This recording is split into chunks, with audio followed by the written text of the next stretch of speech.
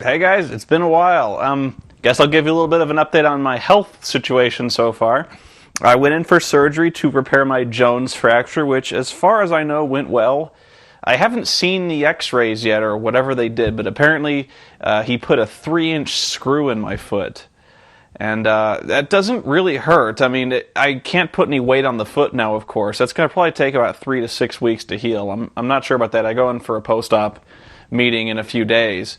But as it stands, my foot there, it's all wrapped up. It's not going anywhere.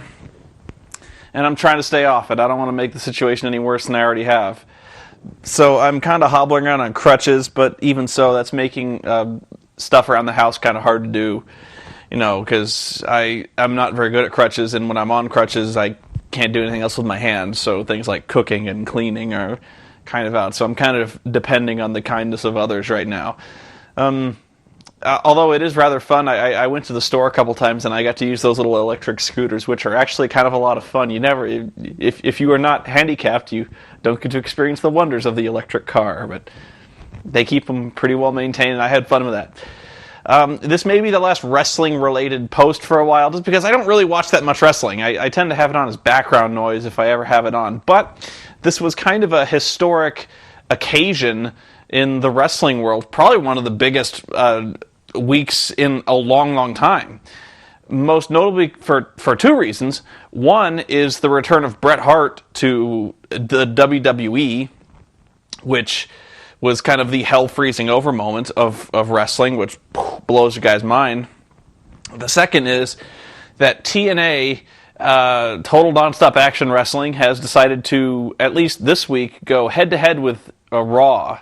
There was kind of an overlap. I'm not sure if it was a time zone issue, but there was kind of like an hour of Raw and then the 3-hour TNA afterwards. So I didn't flip between them. It's not like the old days when Nitro would go head-to-head with Raw and you would flip between the two, because now we have, DVR or PVR, whatever you call it, TiVo. And so you can kind of record both and watch them both. So I kind of watched Raw first, and then I went back and I watched TNA, which I got to tell you, there's a feeling of dread when you're about to load up 3 hours of Impact. Wow. Because I'll just say, Impact sucks and has sucked for a long, long time. And I'll get to that, but I'll give you my thoughts on Raw. I'll tell you right now, Raw was not sweating this head-to-head thing at all, and they shouldn't have. There's no reason to, because Impact still does not amount to anything. And if you look at the ratings head-to-head, I glanced at them a couple times, it's not even close. So really, TNA is kind of making this big deal, like we're going to put WWE in the monkey cage and slap it around and things like that. They're not going to. This is nothing like the WCW days. And even the WCW days weren't like the WCW days, where there were times when they were beating Raw at certain quarter hours. There's a lot of analysis going on. A lot of wrestling fans that go head-to-head with you on this one, but it really wasn't that close. Not for a long time. But Bret Hart coming back to the wrestling ring, I hope you'll excuse, there was a lot of wrestling this week, so I did take some notes, and it looks like there's a lot of pages here. I'm not going to go through everything, and I kind of double space it out so it's easy to read. But my first thought was, I can't believe they're giving Bret a live mic in the middle of that ring. I really couldn't, because the animosity, there's a lot of animosity there between Shawn and Vince like that. I really thought they would pre-tape everything he got out there, but he got in the middle of the ring, and I think he stuck pretty close to a script. Because I am telling you, I just know there was this dude with a finger over the dump button, like as soon as he went off script. My first thought, probably a very unfair thought when Bret came out, that was he really looked like shit. I actually didn't think it was Bret at first because his hair was so much different. I think in the WWE, his hair was kind of, they blacked his hair up a little bit, and it was more of a brownish, like a dirty brownish type hair. And I don't know why that struck me, but he looks good. I mean, it kind of is strange that I went from he looks like shit to he looks pretty good. But remember, this guy hasn't been in wrestling shape for a long, long time. He's not going to be wrestling, and so, yeah, I just think he looked so much different from the old days. He was wearing the jacket, and there was a moment where he took the jacket off. He probably shouldn't have done that. And I said I wrote down, he looks more like Ozzy Osbourne when he comes out. I found the ovation for this guy surprisingly dead. I remember back in the day when even not too long ago, maybe like a year or two ago, when the crowd was pretty rabid for this Montreal Screwjob thing, because they started bringing it up again with real fury. They've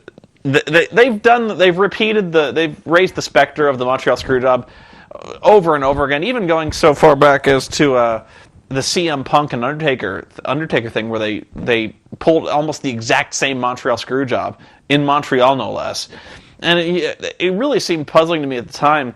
But I really would have saved Bret for, a Canada audience, because even though he got a pretty good ovation, it wasn't like the Bret Hart ovation that you might have expected a little while ago. Like, I was kind of expecting a 5-minute ovation where people were just like standing along like, Bret. That kind of thing. I don't know, maybe it's just the fanboy in me, but even Hulk Hogan, when he got back to, when he returned to TNA, got an amazing ovation. Now, I really don't like Impact audiences, because the TNA Impact audience is just about the easiest audience to get pops out of ever, because those guys are rabid.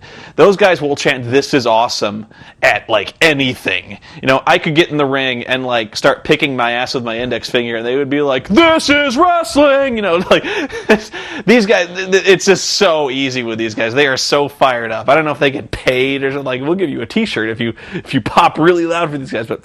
Hogan got that kind of response where he was all very touched and kind of like, calm down, all right, keep going, doing this thing where he got this huge ovation.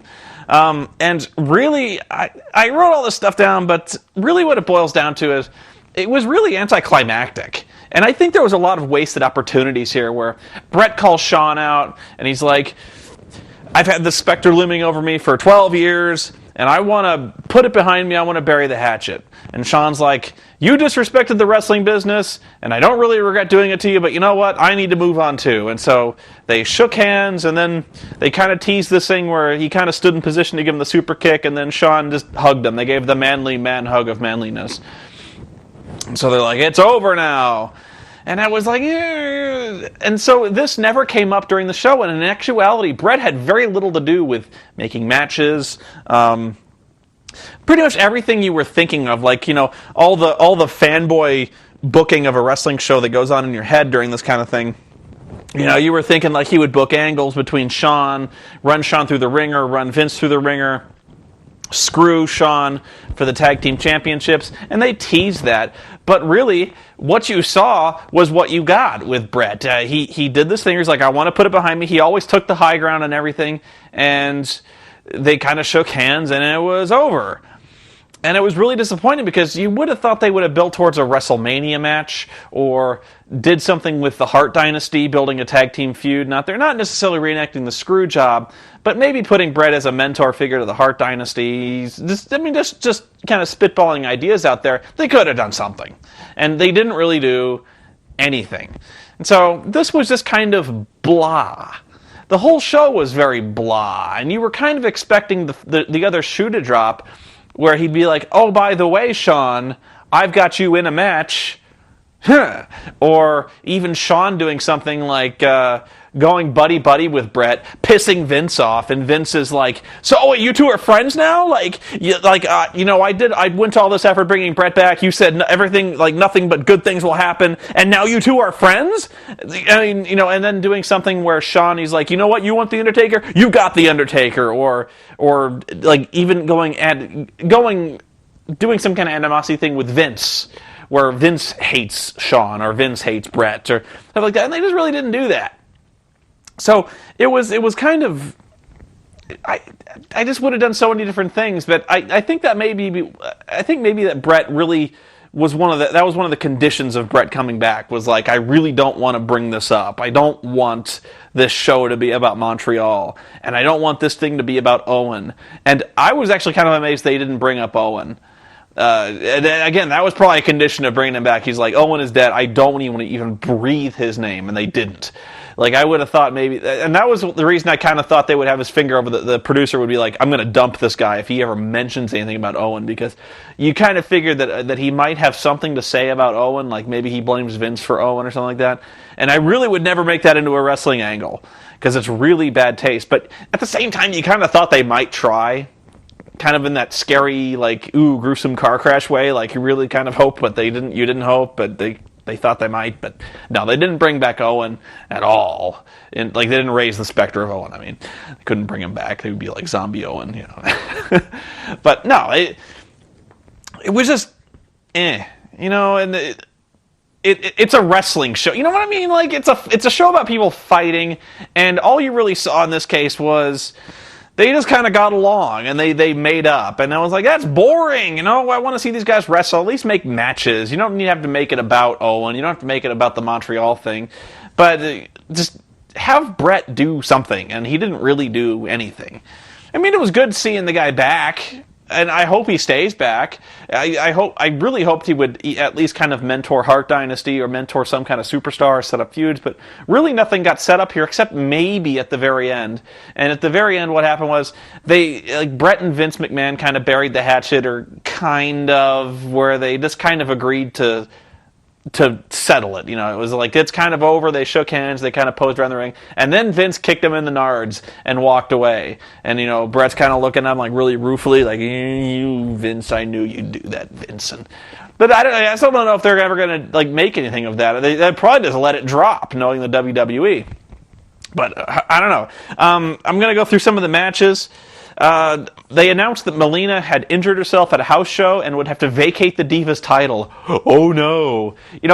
Has Melina pulled off a successful move ever since coming to Raw and winning the Divas Championship? I'm still mad about that, by the way. No, so they would have an 8-diva tournament for the Divas Championship, and the first one to kick it off was Maryse and Brie Bella. And my God, there's a reason that you haven't seen Brie Bella wrestling. Wow. I said Brie looks totally lost. She badly botched a spot off the ropes. And in one of the most bizarre wrestling finishes I've ever seen, if you've seen the Bellas wrestle, which was a while ago on Smackdown, they would do this thing where only one Bella would come out, and they would do this thing where one of them would get all beat up during the match. She would slide out of the ring, and another Bella, the identical Bella sister, would come in, act like she was hurt, and then all of a sudden shock the other opponent by being totally fresh, hitting a finisher, and then the Bella would win. And they looked totally the same, so the ref didn't know the difference. It was kind of like the Edge and Christian days when they were Los Conquistadores, and they would do the bait and switch with Edge and Christian. But so what was really bizarre about this was Brie gets her ass kicked. Nikki Bella switches places with her, acts all hurt, but Maryse sees it. She's like, oh, you tricky Bellas. And so she is so overacting that she's hurt. She's like, oh my God, I am so Brie Bella and I'm so hurt.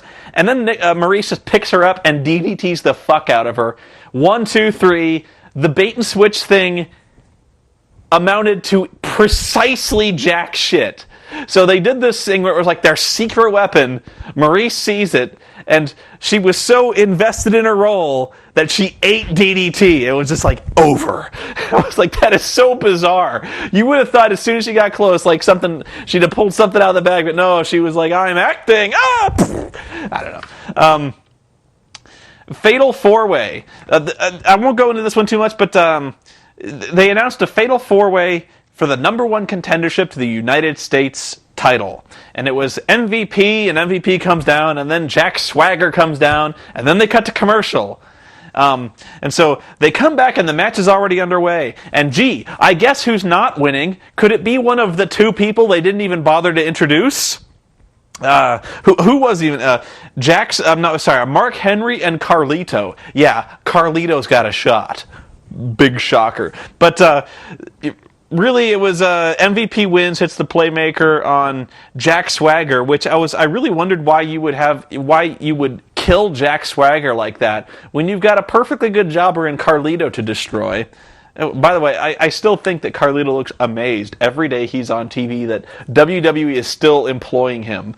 He's like, he stopped trying 16 months ago. Just stopped. He might as well bring his lines out on index cards and just be like, that's not cool. I don't think you're cool. Carlito takes Apple. It's just about that level of investment that Carlito's had in this business ever since they broke up the Colon brothers. Just nothing. Miz was on commentary, and how much of a joke does he look like after losing what essentially is... He lost 2 straight matches in about 5 minutes to Kofi. Then he got beat by Kofi in like 30 seconds. Got knocked the fuck out. It was just total joke. Jericho asked Bret to be the guest referee for the tag team title match. Bret says he doesn't want to be any part of it. He wants the whole screwjob thing to be over, and that was it.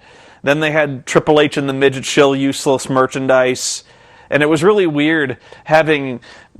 It's like this real bizarro land where Shawn Michaels, he's so serious, and he's like, he's bringing up the past with this whole Bret Hart thing, and he's like, this has haunted me too, dude, and I want to put this all behind me, and this thing is over, I blame you, but it's over, and so they're dead serious. He's really grim, he's really pulling off this serious thing, he's like, I can beat The Undertaker, and so Shawn's doing everything he can to act, and then he goes backstage.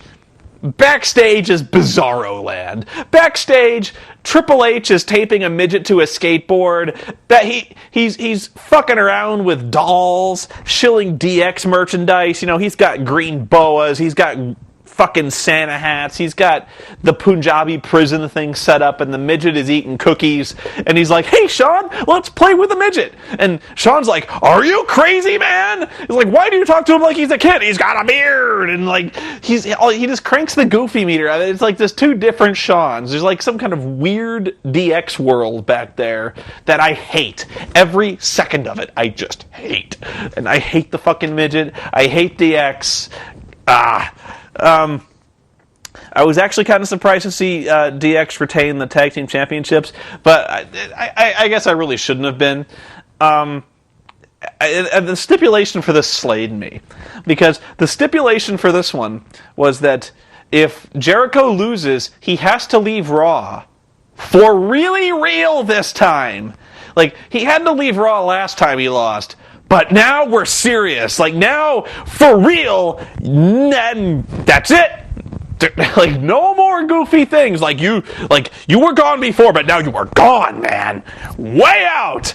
So, sure enough, Jericho loses. He looks all sad, and he's walking up the ramp like, I gotta go now, just like last time. And you know what? The crowd didn't buy it at all. Like, it used to.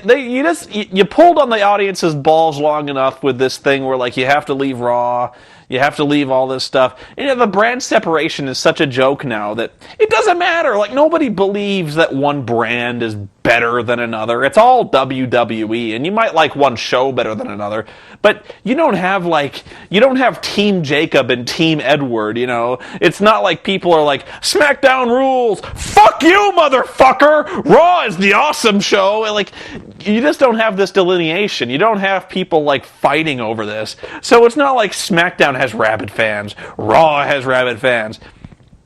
Nobody cares. Like, nobody is devastated that Jericho is leaving Raw, because it doesn't matter. Like, they have crossovers all the time. Hell, this whole thing between Shawn Michaels and The Undertaker is cross-promotional. And would anybody bat an eye if Shawn Michaels showed up on SmackDown? No. It just doesn't matter. It's like it doesn't matter. So, like, just to ban him from Raw is actually Raw's loss. But does anybody really believe that if they wanted him back on Raw, they'd just be like, I signed a new contract, and the audience would be like, fair enough. That's like ECW. They do that all the time. They're like, that's how Sheamus got over. I think Sheamus was like, his contract expired from ECW, and we signed it.